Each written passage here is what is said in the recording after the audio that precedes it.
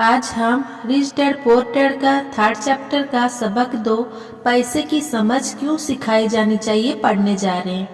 1990 में मेरे सबसे अच्छे दोस्त माइक ने अपने डैडी का लंबा चौड़ा कारोबार संभाल लिया है और उसे अपने डैडी से ज़्यादा कामयाबी मिल रही है। हम एक दूसरे से साल में एक दो बार गोल्फ कोर्स पर मिलते हैं। वो और उसकी पत्नी इतने ज़्यादा अमीर है कि आप इसकी कल्पना भी नहीं कर सकते। अमीर डैडी का साम्राज्य बहुत सुरक्षित हाथों में है और अब माइक अपने बेटे को उसी तरह सिखा रहा है जिस तरह से उसके डैडी ने हमें सिखाया था। 1994 में मैं 40 साल की उम्र में रिटायर हो गया और मेरी पत्नी किम उस वक्त 37 साल की थी। रिटायरमेंट का यह मतलब नहीं है कि हम काम नहीं करते या आगे काम नहीं करेंगे। इसका मतलब ये है कि जब तक कोई चमत्कार ही ना हो जाए तब तक हम काम करने या ना करने के लिए आज़ाद हैं। इसका कारण ये है कि हमारी दौलत अपने आप बढ़ती रहती है, मुद्रास्फीति की दर से ज़्यादा तेज रफ्तार से। मुझे लगता है कि आज़ादी इसी को कहते हैं। हमारी दौलत इतनी ज़्यादा है कि यह अपने आप बढ़ सकती है। ये पेड़ लगाने की तरह है। आप सालों तक इसे पानी देते हैं और एक दिन इसे आपकी जरूरत नहीं रह जाती। इसकी जड़ें जमीन में काफी गहराई तक पहुंच जाती है। इसके बाद पेड़ आपके सुख के लिए छाया और फल देता है। माइक ने साम्राज्य चलाने का विकल्प चुना और मैंने रिटायर होने का। जब भी मैं लोगों से बातें करता हूँ तो वे अक्सर मुझसे सलाह मांगते हैं कि उन्हें क्या करना चाहिए, शुरुआत कहाँ से और कैसे किया जाए। आपकी नज़र में कौन सी पुस्तक अच्छी रहेगी? हम अपने बच्चों को ये सब कैसे सिखाएं? कामयाबी का रहस्य क्या है? मैं किस तरह करोड़ों रुपए कमा सकता हूँ? ऐसे वक्त मुझे हमेशा एक लेख की याद आती है जो यहाँ दिया जा रहा है। सबसे अमीर बिजनेसमैन। 1923 में हमारे सबसे महान नेता और सबसे अमीर बिजनेसमैन शिकागो में एज वाटर बीच पर इकट्ठे हुए। ये लोग बहुत मशहूर थे। चार्ल्स श्वाब सबसे बड़ी स्टील कंपनी के मुखिया थे। सैमुअल इंस्यूअल दुनिया की सबसे बड़ी यूटिलिटी के अध्यक्ष थे। हार्वर्ड हॉब्सन सबसे बड़ी गैस कंपनी के मुखिया थे। आइवर ब्रुजवर दुनिया की सबसे बड़ी कंपनियों में से एक इंटरनेशनल मैच कंपनी के अध्यक्ष थे। लियोन स्लिंजर बैंक ऑफ इंटरनेशनल सेटलमेंट्स के अध्यक्ष थे। Richard Whitney New York stock agency के मुखिया थे। आर्थर कॉटन और जैसे लिवरमोर सबसे बड़े 2 स्टॉक सेक्यूलेटर्स शेयर का कारोबार करने वाले थे और अल्बर्ट हॉल प्रेसिडेंट हेलिंग के कैबिनेट में मंत्री थे। 25 साल बाद इनमें से 9 लोग का अंत इस तरह हुआ। श्वाब 5 साल तक कर्ज में डूबे रहने के बाद गरीबी में मरे।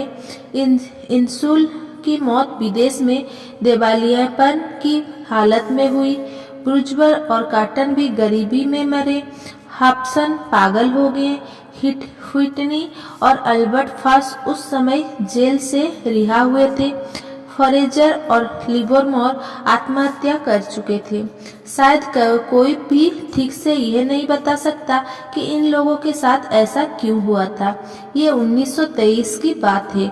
हम इतना अंदाजा तो लगा सकते हैं कि यह 1929 के मार्केट बस और बड़ी आर्थिक मंदी के ठीक पहले का समय था। मंदी का इन लोगों पर निश्चित रूप से बहुत ज्यादा असर हुआ होगा। देखने वाली बात यह है, आज हम इन लोगों से ज्यादा मुश्किल समय में जी रहे हैं। परिवर्तन ज्यादा तेजी से हो रहे हैं और पूरी दुनिया में हो रहे हैं। मुझे लगता है कि आने वाली 25 सालों में बहुत से ऐसे उतार चढ़ाव आएंगे जो इन लोगों द्वारा झेले गए उतार चढ़ाव की तरह हुई होंगे। मुझे यह चिंता है कि बहुत से लोग सिर्फ पैसे पर अपना ध्यान लगाए बैठे हैं और अपनी सबसे बड़ी दौलत पर ध्यान नहीं दे रहे हैं जिसका नाम है शिक्षा। अगर लोग लचीले होने, दिमाग खुला रखने और सीखने के लिए तैयार रहें तो इन परिवर्तनों के बावजूद वे बहुत अमीर बन सकते हैं। अगर लोग ये सोचेंगे कि पैसा ही उनकी समस्याओं को सुलझा सकता है तो ऐसे लोगों के लिए आगे आने वाला समय बहुत परेशानी भरा होगा। बुद्धि से समस्याएं सुलझती है और पैसा आता है। अगर आपके पास पैसे की समझ नहीं है तो पैसा चाहे आ भी जाए पर ज्यादा देर तक नहीं टिकता। ज्यादातर लोग जिंदगी भर ये नहीं समझ पाते कि असल बात ये नहीं है कि आप कितना पैसा कमा पाते हैं, बल्कि ये है कि आप कितना पैसा रख पाते हैं। हमने लॉटरी जीतने वाले उन गरीब लोगों की कहानी यहाँ सुनी है जो अचानक अमीर बन जाते हैं पर कुछ समय बाद वे फिर से गरीब हो जाते हैं।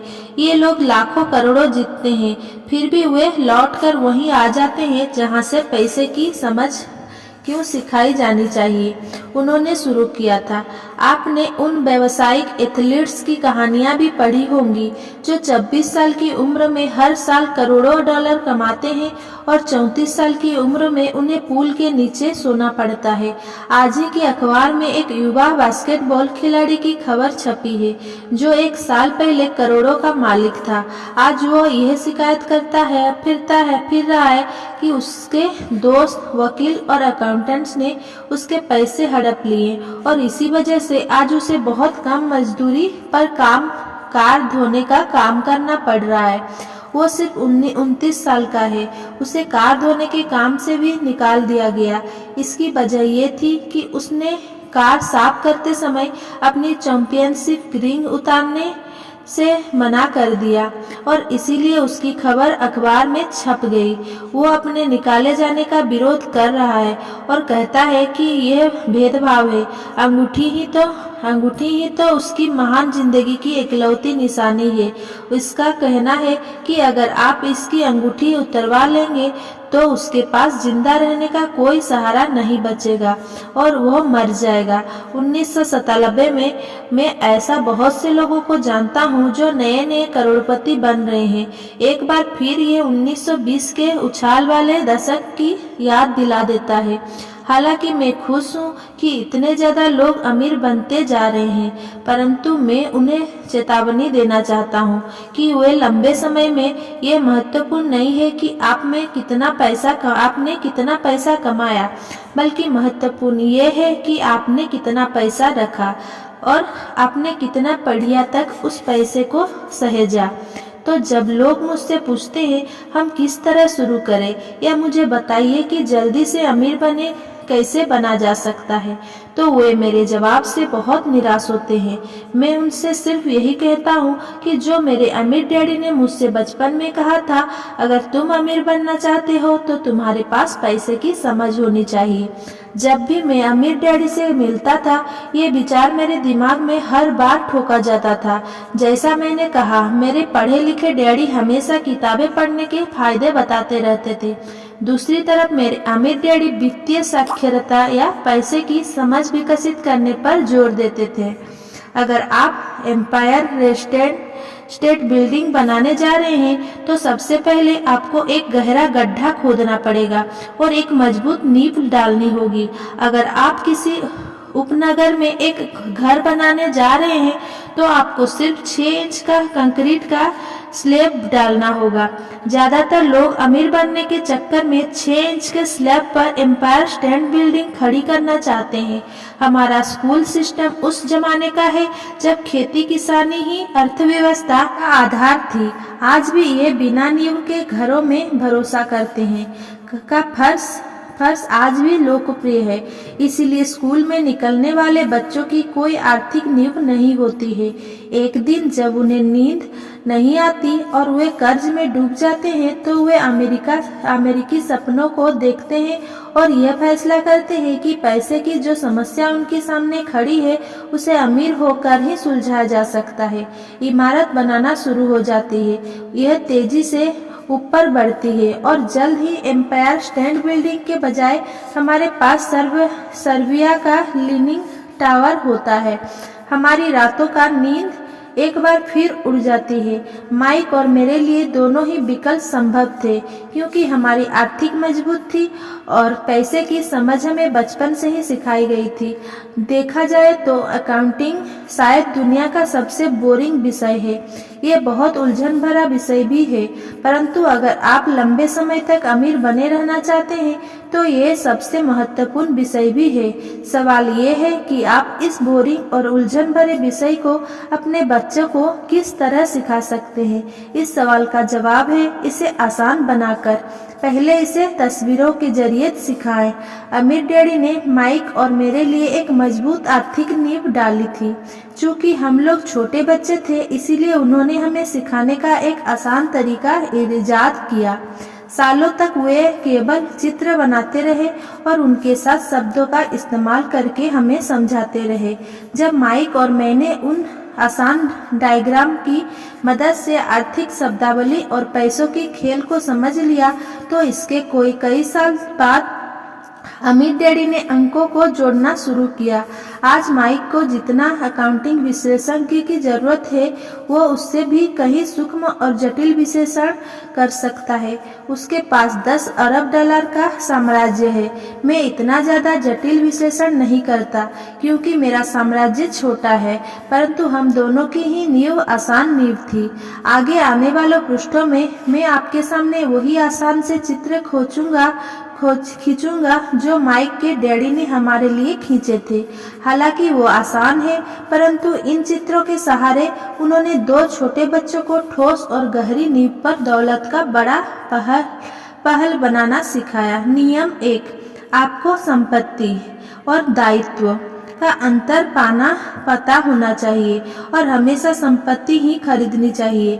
अगर आप अमीर बनना चाहते हैं तो आपको बस इतना ही जानने की जरूरत है। ये पहला नियम है, यही इकलौता नियम है।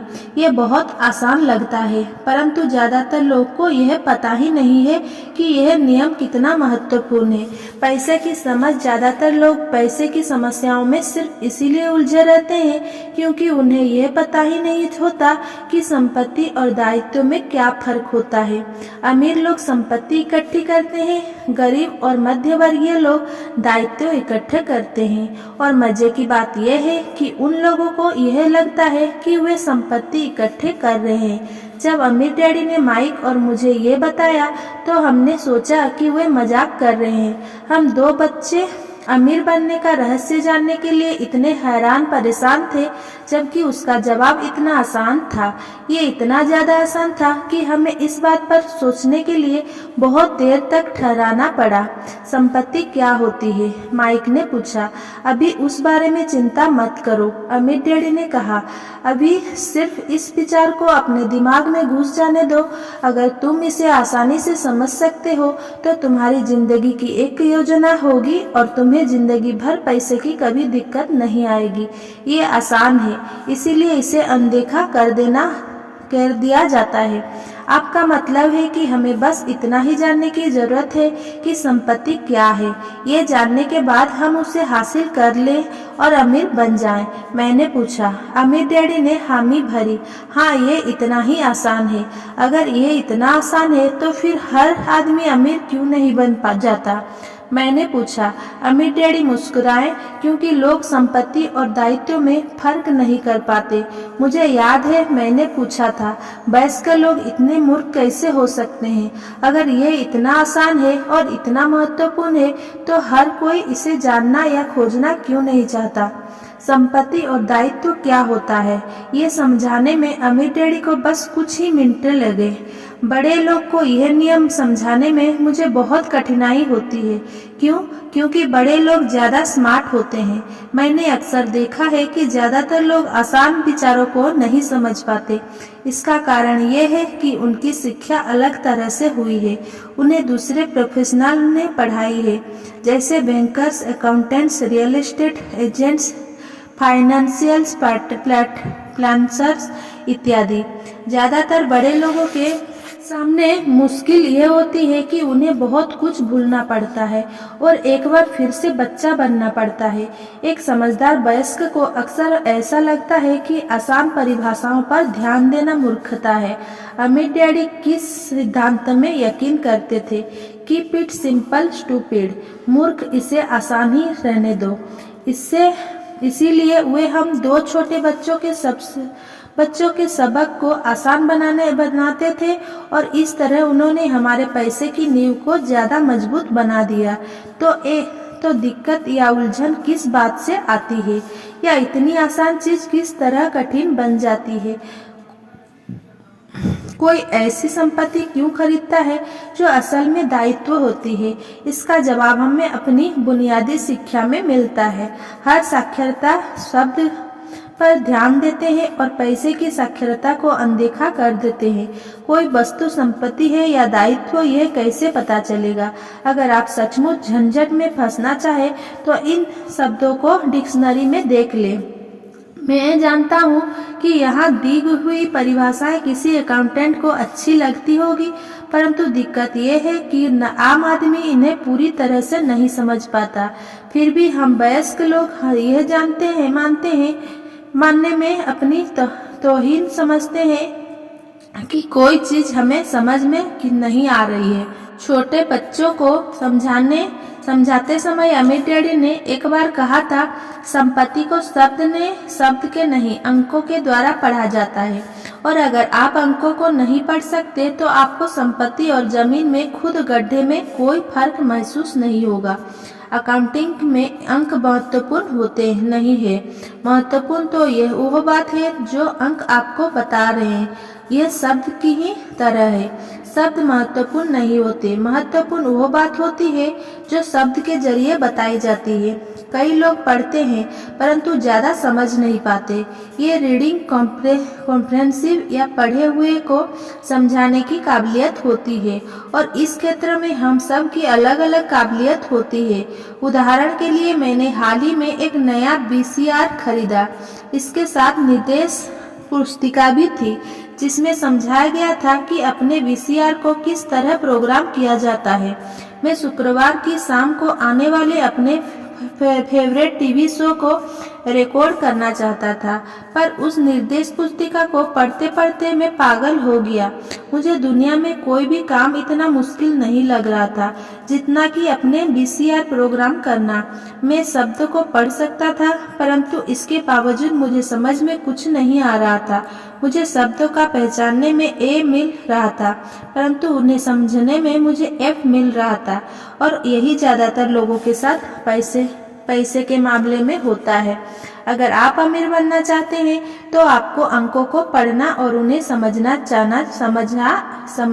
आना चाहिए। मैंने अपने अमीर डैडी से यह बात हजारों बार सुनी है।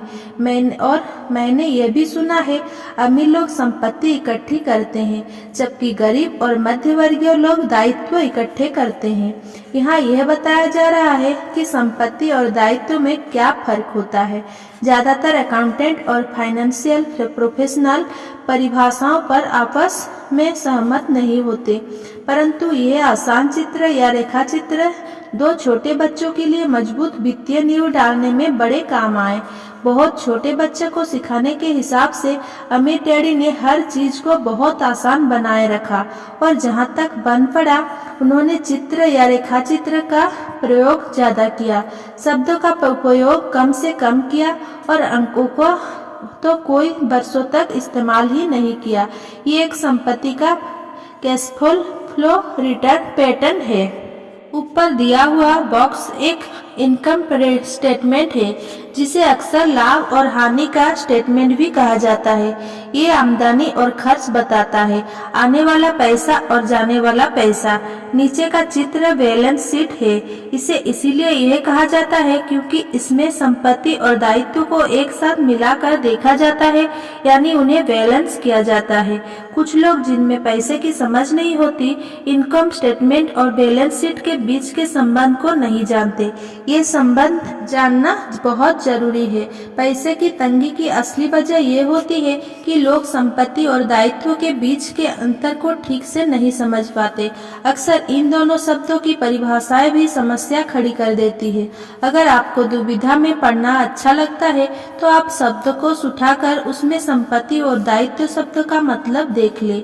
अब इन परिभाषाओं का मतलब अकाउंटेंट को तो अच्छी तरह समझ में आ सकता है, परंतु आम आदमी के लिए ये वैसे ही बात हो गई जैसे परिभाषा का मतलब मैंडेरिन जैसे किसी विदेशी भाषा में लिख दिया गया हो।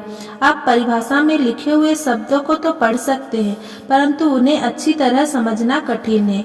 इसीलिए जैसा मैंने पहले कहा था, मेरे अमीर डैडी ने हमेशा दोनों छोटे बच्चों को ये आसान परिभाषा सिखाई। संपत्ति वो होती है जो आपकी जेब में पैसा डालती है। अच्छी, आसान और उपयोग में आने वाली परिभाषा। ये एक दायित्व का कैश फ्लो पैटर्न है।